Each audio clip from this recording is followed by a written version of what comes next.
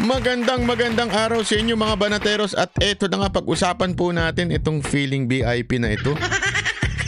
Meron po kasi nung isang araw po dumaan po ang isang sasakyan, isang mamahaling luxury car.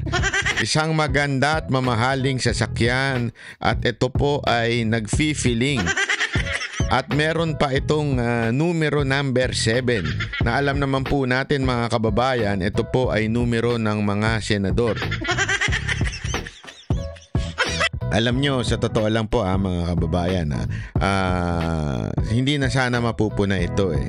Una-una, mali na nga yung paggamit ng number 7, palusot pa ng palusot. At higit sa lahat, ngumarat pa. Alam mo yung ngarat? Alam niyo yung ngumarat? Ayaw ko kung ginagamit pa ba yun ngayon.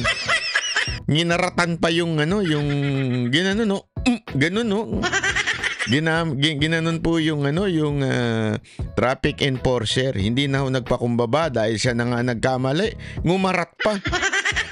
Napakagago ka naman Alam nyo, ito talaga sa Pilipinas, Diyan mo talaga makikita yung agwat ng mga mayayaman at feeling mayayaman at yung makapangyarihan at feeling makapangyarihan. Kasi bakit? Kasi nga itong may-ari, di umano daw ng itong sasakyan na ito ay isa lang tatay ng isang senador. Sino itong senador na ito? Ito, pakinggan ho natin Panoorin po natin ito. Mamaya papakilala natin kung sino itong matikas na senador na ito. Napakalupit na senador. Ito pasok. Nahuli na ang driver at may-ari ng SUV na may plakang 7 na nag-viral matapos na illegal na dumaan sa EDSA busway at nagtangkapang mambangga ng isang lady enforcer. Grabe. Para sa update, nasa linya si Gerard de la Peña. Gerard. Walang patawad, babae pa ba din yung babanggain niya? Gago rin talaga ng driver, Ako, sa akin kung pananagutin man itong senador na ito, una-una, kung ikaw ay ang senador na ito, mag-resign ka na. Wala kang moral authority to make a law for our country. Hindi ko alam mo kung sa ibang bansa. Itong ngayon, halimbawa, dito tayo sa Japan, di ba? Kung sa Japan po nangyari yan, na-involve ang kanyang pamilya, sigurado ako resign yan. Kung hindi resign, baka may ginawa na yung hindi maganda. Pero ganun dito sa Japan. Kaya ang mga politiko dito sa Japan, napaka iingat sa ma-involve sa iskandalo. Pero sa Pilipinas, wala. Pakapala na mukha. Ang mga vitamin C niya mga yan vitamins na yung anesthesia. Bakit anesthesia? Walang pakiramdam. Araw-araw na silang tinuturukan ng anesthesia kaya wala na silang pakiramdam pagdating sa moral values, moral authority. 'Di ba? Wala na huyaya mga 'yan. Hindi totoo, wala ang biro. Yung mga natin, mga politiko natin, mga walang hiya na huya mga 'yan. Hindi ho yung walang hiyang masama, yung mura, hindi ho 'yon. Walang hiya 'yon. 'Di ba ho? Panoorin natin. Sino itong driver at may-ari ng SUV? Nako. Cheryl, lumutang na ang driver at ang may-ari ng luxury vehicle na nahuli sa EDSA busway na may plakang 7. Iniharap kanina ng Land Transportation Office sa media ang driver ng sasakyan na si Angelito Edpan at ang mga kinatawan ng kumpanyang Orient Pacific Corporation na siyang nakapangalan sa rehistro ng sasakyan. Ayon sa LTO, mismong ang kumpanya at ang driver na ang lumapit sa kanila. At Cheryl, ginawa pang bayani ng LTO. Ito nakakabuisit dito Alam mo, palalagpasin na pusa na natin ito.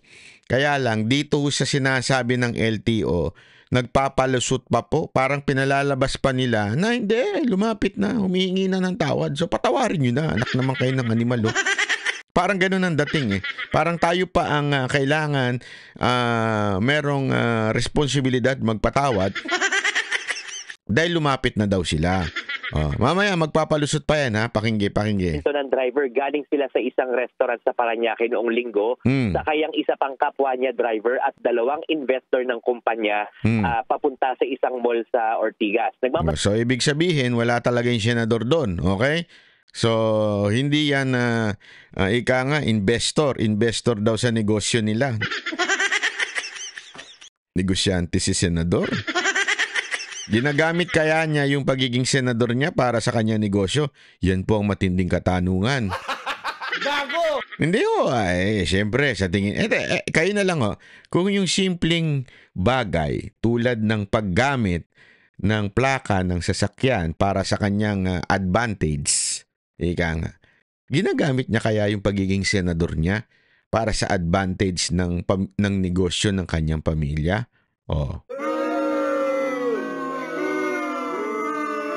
Ano sa tingin ninyo? Ayun sa tingin ninyo. Comment po kayo dyan. Para mabasa ho natin. Kasi yan ang sinasabi natin di ba? Sa bayan natin, wala na. Talagang pinamumuno na tayo ng mga kapalmoks. Dali raw siya dahil sumakit ang kanyang tiyan, kaya niya naisip na ipasok ang sasakyan sa... Anong dahilan yun? Sumakit ang tiyan mo. Kaya ipinasok sa busway. Sana tumahay ka na lang sa loob ng sasakyan mo. Hindi ba pwedeng tumigil ka muna sa estasyon? O kaya pumunta ka muna ng Jollibee. Kunwari, bibili ka ng French fries. Na ang flavor chocolate. Pag wala, edi mag-CR ka na lang. Hindi, style yun Pa-order nga ng French fries. Anong flavor? Chocolate flavor Ay sir, wala po kaming ganyan. Wala pala kayo. Sige, CR na lang ako. Sige, pa-order na lang ako ng plant-based or vegan burger. Sir, wala po kaming ganyan. Ganun ba? Kasi health conscious. Sige, mag-CR na lang ako. Kaya pwede naman ganun Ang dami-dami naman bukas na Jollibee. O kaya ng McDede. Macdo. Sorry naman. Di ba, pwede naman kaya kung sanay kayo, di sa KTV na kayo pumasok. Doon, may sariling CR sa mga private room. Di ba? Gago! Sa busway, wala naman daw siyang intensyon na sagasaan yung enforcer ng DOTR SAIC na nandito sa kanya, Sherry. Oo, wala naman daw siyang intensyon. Nagpasagasa lang talaga yung traffic enforcer. Sabi ng traffic enforcer, sagasa mo ako, ganun. Ayop talaga. Nantindi ng mga palusot. Hindi ko naman kasi hinaharang ka na ng traffic enforcer tapos dire-diretso kayo. Wala akong intensyon sa gasaan yung traffic enforcer. Talagang humarang lang siya sa daanan ko. Di ba? Gago! Ang birang buhay Ito mga palusot At ito matindi. Sinakyan naman ng LTO. Kakaiba talagang bayan natin. Pagka ikaw talaga ay nasa posisyon, pag ikaw ay meron kang nasa gobyerno ka, talaga naman yung pabor ay nasa iyo.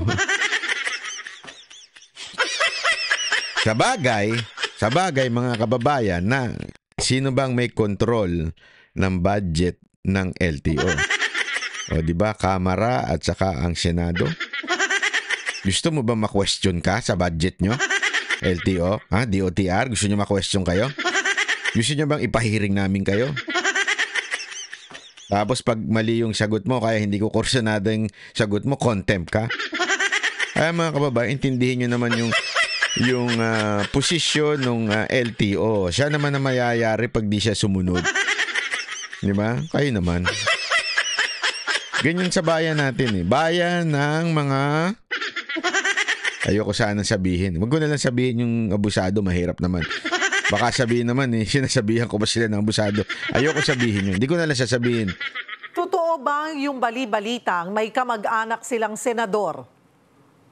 Cheryl, kanina sa press conference dito sa Land Transportation Office, hindi kinumpirma ng isang opisyal ng Orient Pacific Corporation yung links. Hindi daw kinumpirma. Tinago pa. Ay, nako. Dapat inalam ng LTO yan. Tingnan nyo, mamaya may palusot pa ang LTO. LTO pa talaga nagpapalusot. Grabe. Ano ba naman bayan to? Ay, eto, pakinggan nyo. Nila sa isang senador. Pero alam mo, Cheryl, base sa pagre-research natin, itong Orient Pacific Corporation ay parte ng WELEX group of companies na pag-aari ng pamilya Gatchalian na kung saan nga ay bahagi itong si Senator Sherwin Gatchalian. Nako po, pagmamay-ari pala ng mga Gatchalian. Nako.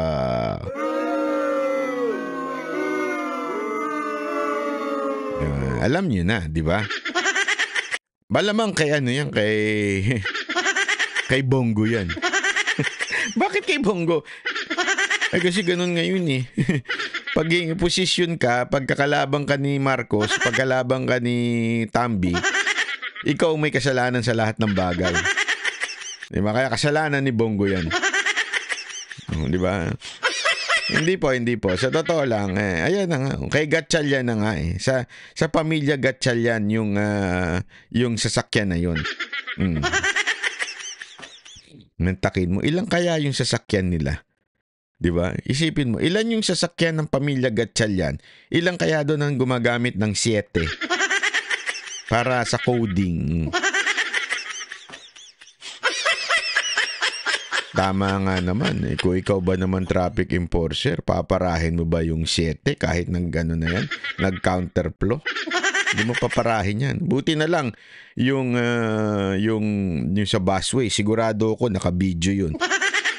Kaya inano nila. Kasi kung hindi naka-video yun, baka mag-sorry pa yung taga-busway. Parang yung nangyari doon kay Singson, di ba? Uy, si Chabit pala yung pare. Yari tayo dyan, pare. Gumaganon-ganon pa yung bossing doon eh. Pare, yari tayo dyan. Si Chabit yan. Oh. Kung kaya nga siguro malamang kaya ito lumaki issue kasi naka-video sa media. Okay, yung plaka, peke nga ba yung plaka nila? Ito tingnan niyo ito something fishy dito eh. Peke nga ba yung plaka? 'Di ba? Alam mo, tingnan mo sagot ng LTO at paliwanag ng LTO. Dito nakakatarantado talaga eh. Na numero 7. Cheryl, kanina pinapaliwanag sa atin ng LTO na yung plakang nakakabit doon sa sasakyan, yung dito sa Cadillac Escalade, wala raw attempt na kopyahin yung legal na plaka na protocol plate na 7 na ini-issue sa mga senador.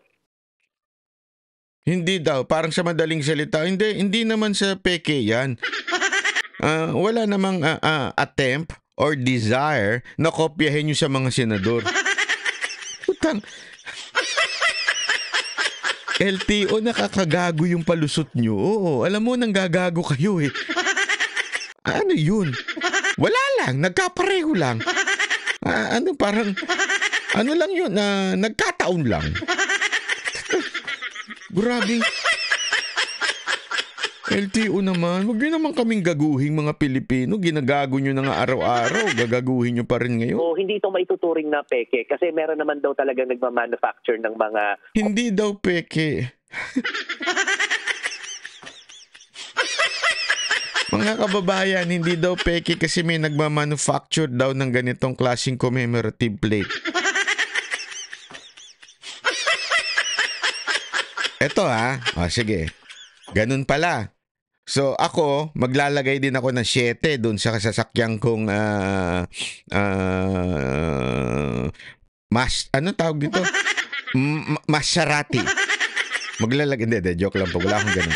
Maglalagay po ako sa aking Porsche o sa aking Lamborghini. Maglagay ako ng 7 doon. Tapos pag nahuli ko, sasabihin ko, commemorative plate yan. Hindi yan fake. Sa tingin nyo, makakalusot ako? Hindi. Ito, totoong tanungan ito, mga kababayan. Sincere question ito. Kung kaya ang mga ordinaryong Pilipino maglagay niyan, ilagay nila dun sa jeep, dun sa saraw. Lagay sila ng 7. Tapos pag pinara sila, bakit 7 yung ano mo? Saraw yan, ginagamit mong pang-public. Ano yan?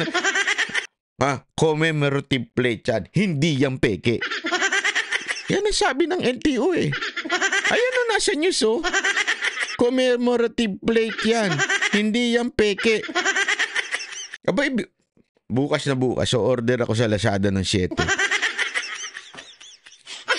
Lagyan ko na rin ng 8. Para depende sa araw na pag-trip ko. Pag 7, minsan 8. Lagay na rin kaya ako ng 3. At saka ng 4. Depende sa trip ko. Kasi commemorative plate lang naman pala. Hindi pala peke yan. hindi pala peke ang turing ng LTO, 'di ba? Ginagago ba tayo? Ganyan po ang makapangyarihan sa Pilipinas. Lahat ng mali sinusubukan pa ring itama. Commemorative plate o itong mga ganitong klaseng plaka, hindi ito may tuturing na peke, pero ito ay may karampatang parusa na unauthorized use of plate. Hindi daw peke pero may kaukulang parusa na illegal use of plate. O sige. Pag mahuli. Tama, mali. Pag pinara. Paano kung gumagamit ng hindi? Kasi iba yung peke. Iba talaga pagka peke na ituring. Ito, maling paggamit lang daw. Sa madaling salita, mga kababayan, nagpapalusuto ang LTO dito at binababa nila yung level ng parusa, 'di ba? Para hindi nga naman na mahirap na paparusahan mo senador o yung may-ari, tatay ng senador yan. Hoy! Mamaya malalaman ninyo. Okay. So, commemorative plate na number 7? Kahit yung nag-i-interview, nalito na Commemorative plate number 7. Di ba ang commemorative plate yung mga nakasulat, NBI? Tayo ng mga commemorative plate sa atin, no? Hindi kasi alam mo sa atin ng Pilipinas yung talagang kanya-kanyang palusot di ba? May NBI, attorney, counselor, yung mga commemorative plate. Hindi ba? Ewan ko ba, ayaw nyo ng ganyan, di ba? Sa tingin niyo pang-aabuso yan. Bakit pinapayagan ninyo? Bakit ninyo sinasabing yan ay commemorative plate at hindi yan So, sa akin, ba't hindi kayo mag-issue na bawal ang gumamit ng commemorative plate at ito ang penalty, ganyan-ganyan. Kasi linawin na ho natin. Ewan ko kung meron kayong ginawa ng order dyan o batas tungkol dyan, pero definitely hindi malinaw or mababa lang ang penalty. Kasi po dito parang ang dating hindi naman sila peking plaka. Ang umaano lang. Kasi ang dating kasi dito, instead of panagutin yung senador, di ba? Dapat ganun pinapananagot yung senador at sinasabi, pang-aabuso yan. Kasi hindi naman sa'yo, hindi mo ginagamit. Kasi sabi nga ni Escudero, dapat ang binibigay lang sa isang senador 2. Yung sasakyan niya, harap at likod. So 2 lang, dapat ang bawat senador. Nagkataon dito, hindi naman kay Gatchalian ito Sa pamilya lang niya. So ibig sabihin, nagpagawa ito sa labas. 'Di ba? So nagpagawa sa labas, yun ang dating kasi supposedly kung ikaw si Gatchalian, Senator Gatchalian, ikaw ang gagamit nung harap at likod na opisyal na ginagamit ng senador. Pero this instance ang gumamit po ay hindi naman ikaw. So definitely sinasabi nga dito, hindi yan peke, commemorative plate yan. Ganito na lang lagi. So how many senators are doing that way? How many congressmen are doing that way? 'Di ba? Anong tawag niyo diyan? Yan po ba ay privilege? Yan po ba ay tama, kaugalian? O baka naman yan ay pang-aabuso? 'Di ba? Meron? Oo, tama, Cheryl. Kumbaga sa hindi siya attempt talaga to duplicate. Hindi niya kinokopya yung totoong protocol plate. So kumbaga sa dinisenyo lang niya siguro parang pinapaliwanag sa ating kanina ng LTO. Ito yung mga plaka na commemorative lang o yung parang temporary lamang. Cheryl. Okay. Of all the numbers, bakit ganun yung numero na nagkataon ka na connected itong Orient Pacific Corporation sa mga Gatchalian? Na alam naman natin lahat, Senator Win Gatchalian is a senator. Oo, tama yan, Cheryl. Yan yung gustong malaman ngayon ng LTO, kaya mag-i-issue sila ng show cause order doon sa kumpanya para ipaliwanag ito. Kasi mismo yung kumpanya kanina, tinatanong din namin sila kung aware ba kayo, alam nyo ba na merong nakakabit na 7 na plate dito sa inyong sasakyan na nagkakahalaga ng mahigit 18 million. Ang sabi rin ng kumpanya kanina ay iniimbestigahan pa rin daw nila ito. Naks naman. Kanya-kanya na lang talagang palusot eh. Iniimbestigahan pa. Anong iimbestigahan mo dyan? Sorry nga, pero pinalitan lang yung plaka ng harap ng sasakyan nyo. Iimbestigahan nyo pa. Hindi nyo ba pwedeng alamin? O, sino driver? O, ito. Tapos ang usapan. O, ito ang driver, naglagay dyan. Kasi ako, akin ha, sinong gunggong na driver maglalagay ng 7 sa plaka na nasa harap na niya, sinasakyan niya, nang hindi inutos sa kanya? Wag naman tayo maglokohan. Ginagago nyo naman ang taong bayan eh. Sinong tao, driver ka lang, pakikialaman mo yung sasakyan mo, papalitan mo ng plaka? Ano to? Hindi ho lahat ng Pilipino tanga, marami lang. Lalo sa mga nagpabudol. Pero pambihira naman. Hindi pa ba sapat 'yon na inutos nung may-ari? And una-una, o-order yung driver. Lazada. Pas-order tayo ng 7. Lagay natin sa harapan ng sasakyan natin. Kung ako yung pag-yari sa akin yung driver ko, buti nila wala akong driver. Papagalitan ko yung driver ko eh. Ba't ang tartado ka pala ha? Ba't mo nilagyan ng 8 yan? Di pa naman ako congressman ha? O kaya, ba't mo nilalagyan ng ganito yan? Siyempre, una-una, kailangan kang utusan. Anong iimbestigahan nun? Sino nag-utos? Iimbestigahan mo pa kung sino. Ay, alam naman yung asawa nag-utos o yung anak ang nag-utos. Siyempre, walang iba kung sino yung may-ari. Sino yung gumagamit. Mga palusot nyo. Hindi, sorry pero nakakagago yung palusot eh. Yun na nakakainis talaga dito sa instance na to. Alam mo, maliit na issue ito eh. Sa totoo lang, maliit na issue. Isang sorry lang, wala nang bat. Alam mo yung sabihin, wala na. Pero kasi ito eh. Hindi. Sorry, there was an abuse on our part and we will not do it again. Tapos ang usapan, di ba? Then, let the law decide kung ano yung sanction o yung mga penalty. O di ba? At let the people judge you. O, di ba? Instead of, ang dami nyo pang palusot, commemorative plate lang yan. Hindi namin alam kung ano pa, iimbestigahan pa kung sino naglagay dyan. Ito naman, no? Kaya lumaki to kasi nakakagago eh. 'Di ba? Yun yung point dito kasi kung ordinaryong Pilipino ito na naman, 'di ba? Isang walang kinalaman. Halimbawa, isang taong walang kinalaman sa senador tapos naglagay niyan. Sigurado ako, yari 'yon. Sigurado ako kung ano-anong sasampang kaso doon. 'Di ba? Wala nang palupalusot yung LTO. Dito halatang halata. Porket meron talagang connection dun sa senador, pati LTO, tila pinagtatakpan yung pangyayari na ito. Yan ang totoo. Kaya nakakabuisit. Sherry. Okay. May iba pa bang plaka na na-recover sa mga salarin? Cheryl, yan, wala na tayong nakuhang impormasyon dyan. Wala nang ibinigay na impormasyon ang LTO kung meron pa silang ibang plaka na nakuha mula doon sa kumpanya o doon sa sasakyan. Okay, Cheryl. ang kanyang rason ay sumakit ang kanyang tiyan. Itong driver ba ito? Yung driver ng company, yung nagda-drive? Tama, Cheryl. Company driver ito. May dagdag impormasyon pa po tayo kung sino po yan driver. At yun niya, kinukwento nga niya, parang galing sa isang restaurant sa bandang Parañaque, yung sakay ng sasakyan. At ito ay dalawang investors di umano ng kumpanya. At sila ay papunta doon sa isang mall, sa isang mall doon sa Ortigas. Kaya hinatid lamang niya ang mga ito. At yun niya, nagkataon na sumakit ang kanyang tiyan. Kaya niya naisip na pumasok sa loob ng Next time, wag kasi kayong kakain ng buffet.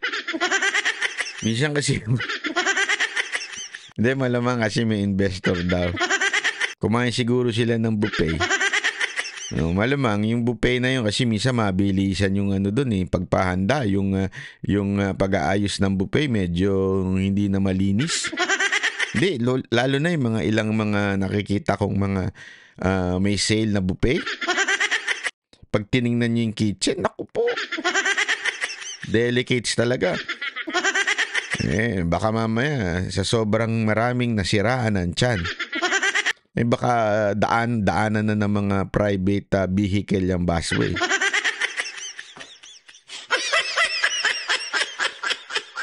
Hindi, alam nyo, dapat talaga merong ano dyan eh. Meron tayong ano, yung tinatawag, kung meron yung pag-inspect ng mga lasing, dapat may pag-inspect din ng amoy.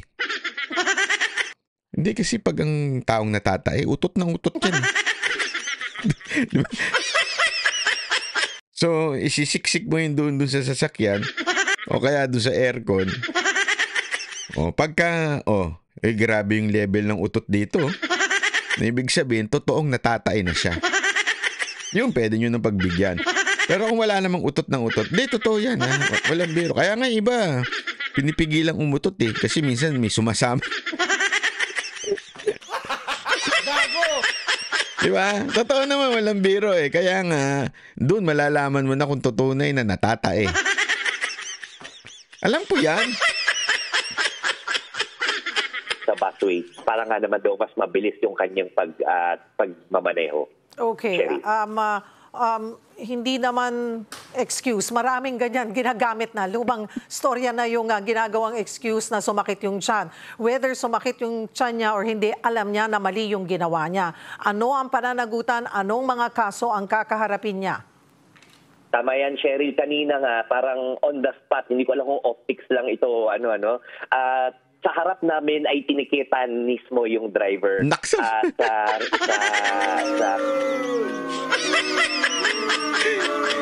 LTO naman. Kahit yung media, nahalata na medyo optics lang. Ang bira. Doon pa talaga sa press con, tinikitan yung mama. LTO, sablay na sablay kayo dito. Dinaig nyo pa yung mga congressmang epal eh. Pwede nyo naman tikitan pagkatapos o kaya before para bagating sa press kung sasabihin nyo, natikita na po namin. Talagang gagawin nyo sa harap ng camera yung pagtitikit?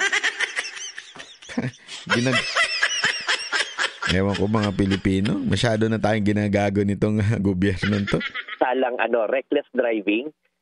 Kung saan meron itong multa na 2,000 pesos. Ito yung parang attempt daw na saktan yung isang lady. Ito ang isa pang bagay na dapat talaga mapalitan na sa Pilipinas. Ang baba talaga ng penalty sa Pilipinas. Mantakin mo, muntigan ka na makasagasa 2,000.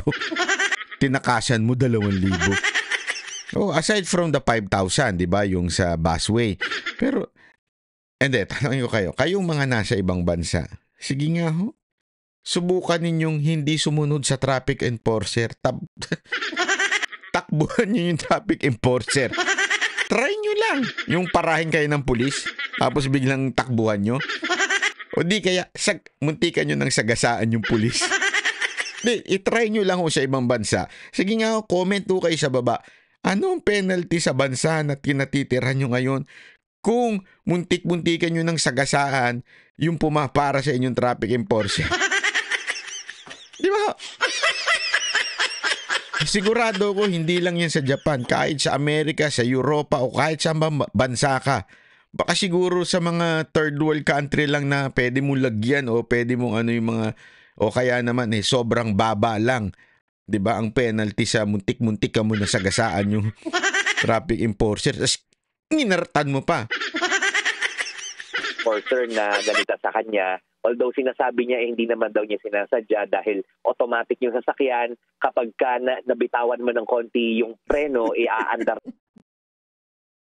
Parang gag. Automatic yung sasakyan. Kaya pag nabitawan mo, aandar.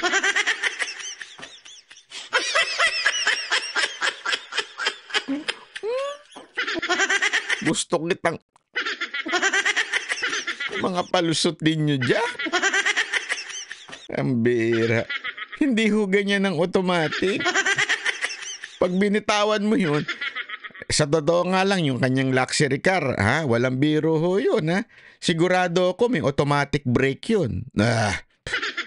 Yung yung Lamborghini ko. Tsaka yung Ferrari ko. Hindi. Joke lang po. Hindi po ako networker. Pagka merong automatic brake yun pagka nadidetect niya na yung pakaya, sobrang mahal niya sa sasakyan na yan. Unless talagang inapakan mo yung gas, hindi ito walang biro ito para lang sa kaalaman ng iba. Hindi ko siya nagaano pero alam ko po yan. Ang lahat ng luxury car, especially that kind of car, meron po yung automatic sensor na sasadyang nagbe-brake kahit nga ayaw mo Unless i-off mo o unless sadyain mo na apakan yung gas. Actually, yung iba pa nga, hindi mo mababypass yung automatic brake So talagang sinadya mo na mapindot. Hindi, ito walang biro ito sa aking kaalaman nung sa mga luxury vehicle. Minsan kasi nagiging driver po ako ng mga luxury vehicle Hindi na pinagdadrive ko po si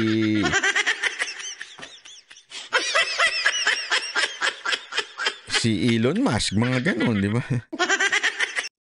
Ng automatic na sasakyan. Yung isa pang kasalanan na yung isa pang sanction na ipinataw sa kanya ay disregarding traffic sign. Kasi alam naman nating lahat bawal nga pumasok doon sa EDSA busway. Kahit may malinaw na signs na meron lamang mga authorized na sasakyan na pwedeng pumasok doon. At yun ay 1,000 pesos ang multa. At doon sa unauthorized use of plate, 5,000 pesos ang multa para doon, Sherry.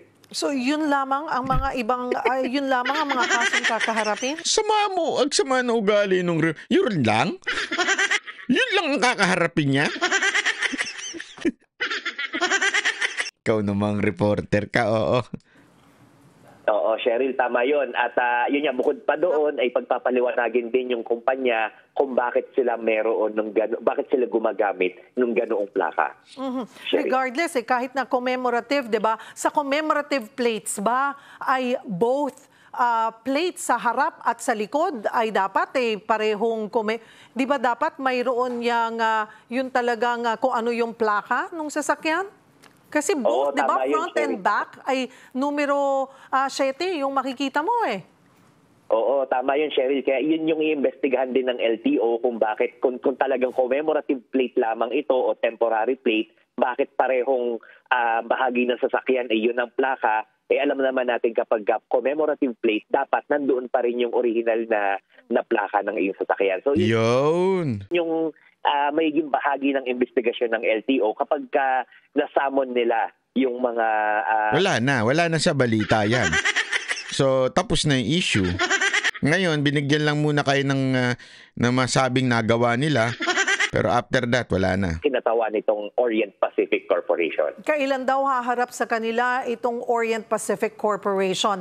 At dahil, obviously, may violation, ano yung kakaharapin ng kumpanya? Because they should be responsible and monitoring, they should know na may ginagamit silang number 7 na, as they said, commemorative plate. Oo, tama yun, Cheryl. Sa ngayon, wala pa tayong impormasyon kung kailan naharap ito, no? Kasi yung show cause order ay hindi pa rin naibababa. So, we'll know later on kung kailan yung mismong date. And tama ka, kailangan natin kulitin ng LTO tungkol dyan dahil kailangan managot itong kumpanyang ito doon sa maling paggamit ng plaka, Cheryl. Yung commemorative plate, binitbit ba nila para masuri? Kasi nung una, ang sinasabi ng LTO, nung na-interview natin sa kanila base sa video, fake yung plaka. Ngayon, iba na yung storya. Aba, syempre. Yari sila sa senador. Madam, ikaw naman, madam. Matik na yan. Syempre, noong una, sinabi nila fake. Ngayon, siguro, nakausap sila ng COS ng staff. Di ko alam. Hindi ko sure, Allegedly. Hindi ako sure. Kakausapin na, uy, ano yan? Budget? Gusto nyo? Yari kayo sa budget nyo, sige. Walang ganun. Biro-biro lang yan. Commemorative plate. Oo, hindi pinakita sa amin kanina yung mismong plaka, pero yun nga, ang paliwanag kanina ni LTO chief ay ito ay wala namang attempt na kopyahin talaga yung mismong protocol plate. So, yan yung mga kasama doon sa investigahan nila. Okay, isa rin, paano ba nagkakaroon ng lisensya or ng permit na mag-create o mag-produce ng commemorative plate? At saan nanggaling itong commemorative plate na 7? Kasi hindi ka naman basta-basta, di ba? Sabi mo nga, it's not an attempt na kopyahin yung mga ibinibigay sa senador. Bagkus ito ay commemorative plate. Pero hindi naman anyone can just make a commemorative plate, hindi ba? Oo, hindi ko lang alam yung mismong yung mismong patakaran ng LTO, pero last I've heard ay parang gusto ng LTO na totally i-ban na yung paggamit ng commemorative plate. Pinagbabawal na yung paggamit. Hindi ko lang alam yung mismong batas ngayon. But in terms of yung paggamit ng protocol plates na 7, kanina na pag-alaman natin, Cheryl, hindi pala automatic na ibinibigay ito sa mga senador. Kasi each senator pala is assigned parang 2 pairs of plate. At iyon ay by request. Hindi siya automatic na ibibigay porque kay nanalo bilang isang senador. So, kailangang i-request din. So, yan yung mga titingnan nila yung guidelines sa paggamit. Although kung magkakaroon ng revision sa policy ng paggamit ng mga ito, ay nakadepende raw ito sa Malacanang or sa ating mga mambabatas. Dahil ang LTO daw ay tagapag-implement lamang nitong mga policies na ito. At mambabatas daw ang magdi-decide.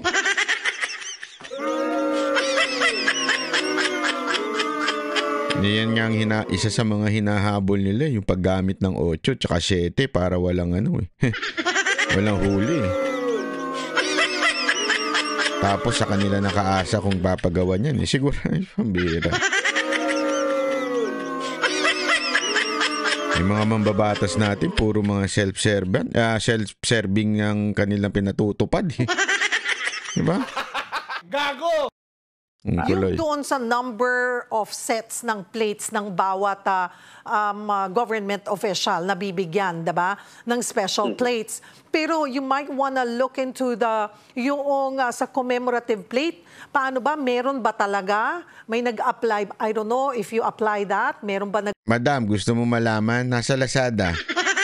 Hindi, walang biro. Makaka-order ka ng ganyang plaka. 8, 7, 2.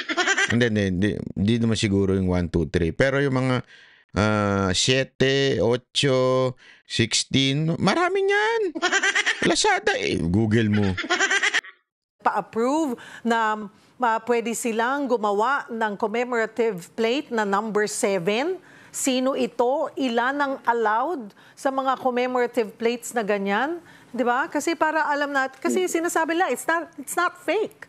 So parang lumalabas, I mean, legit yung kanilang plate na 7 as commemorative plate. Hindi lang as, someone from the Senate. Oo. Yun din, Cheryl, yung kaya nagkaroon sila ng multa na 5,000 pesos for unauthorized use of plate dahil itong 7 na plate ay hindi talaga pinapayagan. Kung yung pagkakagamit ng 7 as commemorative plate ay hindi pinapayagan. It's inappropriate. Kaya may multa rin ito na 5,000 pesos. Okay. Kamusta yung lady enforcer? Humarap din ba? Pinatawag din ba para makaharap nito? Naku, sigurado. Baka mapagalitan pa yun pag humarap yan dyan. Anyway, ito. Papakita natin Buti pa itong bilyonaryo. Inilabas na nila kung sino ang may-ari noong kumpanya. Nasa pangalan kasi ng kumpanya yung yung sasakyan. Ang may-ari nun ay si William Gatchalian according to Bilyonaryo.com. Father of Senator Sherwin Gatchalian owns the Cadillac SUV that was caught in a viral video. Naku po. Grabe, kakahiya-hiya to. Rule breaking Cadillac 7 exposed. William Gatchalian owns SUV which forced its way into EDSA busway.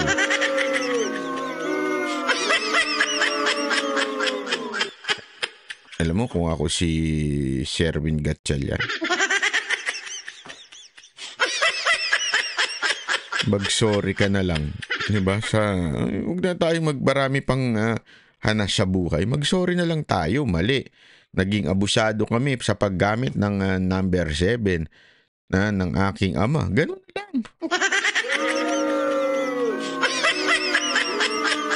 Hindi, alam mo kasi matatanggap pa yan ng taong bayan yung paghingi ng sorry kesa sa ang dami nyo pang palusot. Kaya tuloy lalong naiinis ang taong bayan. 'Di ba? Oh, eto pa. Oh, may papakita pa ako sa inyo. May napag-alaman pa si Senator Rapi Tulfo. Alam nyo, yung driver, mukhang security pa. Naku, grabe talaga. Oh. Wala, kanya-kanyang abuso na talaga sa Pilipinas. Kasi sa ngayon, ang nangyari, napagbibintangan ang 24 ninyong senators.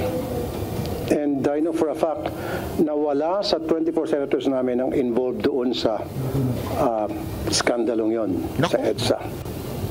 Senator Rapi, merong isa.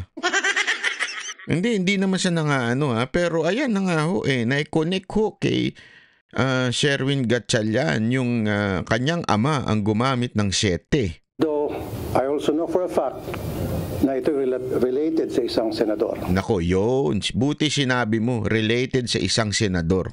Isiniwalat ni Senador Rafi Tulfo ang natanggap itong intelligence report kaugnay sa puting sports utility vehicle o SUV na iligal na dumaan sa EDSA busway.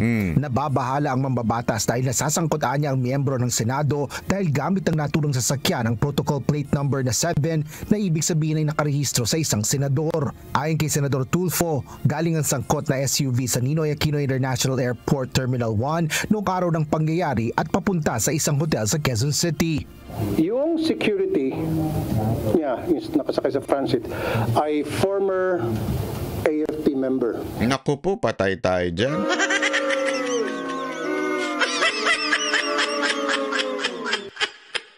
Former pa pala na AFP. Naku, baka hindi na kaya active yan. And that's why we will coordinate with the Former na nga, active pa. Banat ba mga sinasabi mo rin Hindi, kasi malay mo, baka, ayoko na. Hindi. Meron din kasi nga, basta. AFP para alamin, tukuyin kung sino yon at syempre, pag natukoy yon, kakausapin natin yung security. Most probably, baka sabihin niya kung sino yung kanyang VIP. Sinabi naman ng mambabatas na wala sa kanilang hanay ang nakasakay noon sa sangkot na SUV. Aniya, tinanong niya rin ang ilang kasamahang senador, ngunit itinanggi lang na sila ay lula ng naturang sasakyan. Related, kamag-anak po. Kamag-anak ng isang senador. Tumanggi ring direktang banggitin ni Senador Tulfo ang pangalan ng mga konektado sa may-ari ng sasakyan. Gamit ng company. Nako, grabe. Hindi sinabi ni Senator Tulfo. Buti pa yung bilyonaryo, sinabi nila kung sino talaga yung may-ari, di ba? Buti pa yung bilyonaryo. Under the names of William and Kenneth Gatchalian. Tama ba information? Tama ba information ka? Galing sa iyan. Well, ang may-ari ng sasakyan ay Orient Pacific Corporation na kung saan board members nga yung mga binanggit mong pangalan. Sa kabila nito, target ni Senador Rafi Tulfo na malaman kung sino ang VIP na sakay ng SUV. Nako, grabe. Alam nyo, yan ang problema ngayon sa bayan natin. Pasensya na pero sana wag lang po tayo magtakipan at tayo po ay kung mali talaga. Ako wala naman ako sinasabing tinatakpan ni Senator Rapi. Although syempre, courtesy nga naman sa kasamahan niya na hindi niya na binanggit yung pangalan. Kaya lang, buti na lang merong media na nagbanggit kung sino yun, di ba? Ito na nga, sinasabi ng bilyonaryo na tatay po mismo ni Gatchalian ang may-ari. Diba? Nung Cadillac SUV. Ayan nakasulat to. Hindi po ako nagsabi niyan. Yung bilyonaryo na page account. At yan po ay online news. Ang bilyonaryo po. So, mga kababayan, sana lang po sa mga, sabi ko nga sa inyo, dinidiscuss ba natin ito para batikusin lamang ang senador? Hindi dinidiscuss po natin ito para maging gabay po natin sa mga susunod nating eleksyon. Diba ho? Kasi sabi ko nga sa inyo mas mabuti nang nasa kamay na natin yung pagkakataon na maghalal uli ng bagong mga senador, bagong mga congressman, bagong mga mayor, gobernador, at kung sino-sino pang mga bagong mamumuno sa atin. Kung ito'y may kasaysayan ng pagiging abusado, wag na natin ilagay. Kung ito ay may kasaysayan ng paggamit ng kapangyarihan para sa sarili nilang interes, wag na ho nating iboto uli. Yun po ang punto ng video na ito. Hindi ho para lang batikusin, kung hindi matuto na ho tayo mga Pilipino. Minsan kasi, madaling manisin ng politiko sa kanilang mga katarantaduhan. Pero ang problema kasi, paano ba sila napepwesto dyan? Dahil hinahayaan natin. Bawat isa sa atin bumoboto pa. Kung hindi man bumoboto, may nakikita na tayong mali, hindi pa natin pinupuna. Kaya pinupuna po natin dito sa channel na to yung mga mali. Banata natin yan. Pero pag tama naman ay palakpakan natin. Kaya nga sana ho sa 2025, mamili ho tayo ng mga tamang senador na hindi umaabuso sa kapangyarihan. Yun lamang po. Maraming salamat. Ako po si Banat Bay. Yan ang Banateros, boses ng ordinaryo Pilipino. Banateros ay walang makakaawan.